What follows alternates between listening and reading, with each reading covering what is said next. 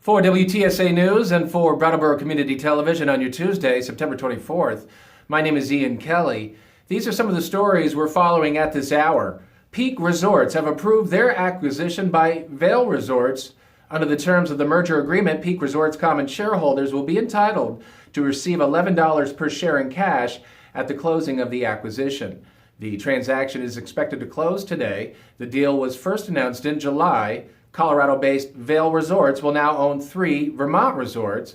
They are Mount Snow, Okemo, and Stowe Mountain Resort. Upon completion of the acquisition, Peak Resorts will become privately held as an indirect, wholly owned subsidiary of Vail Resorts. Mount Snow is Peak's largest resort. Prosecutors say a drug dealer who is currently behind bars for alleged heroin trafficking is also being investigated for attempted murder. According to court documents, Chris Silva had 2,500 bags of heroin, $22,000 in cash, and a loaded .38 caliber handgun in his car when he was pulled over last week in Bellows Falls.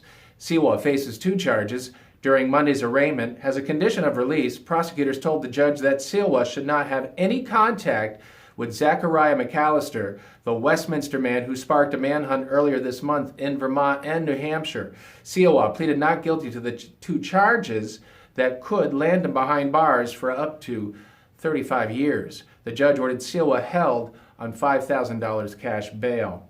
Vermont has joined 21 states in urging Congress to pass measures that would allow cannabis-related businesses to access the banking system. Current federal banking laws, which reflect the federal status of marijuana as an illegal drug, force legitimate cannabis companies nationwide to operate mainly in cash. The STATES Act would bring billions of dollars of existing cash transactions into the regulated banking sector, subject them to oversight, and reduce the risk of crime affecting the growing cannabis industry. The Vermont Students Assistance Corporation will offer free workshops at over 50 local high schools in October and November to help families learn how to manage college costs and how to fill out financial aid forms.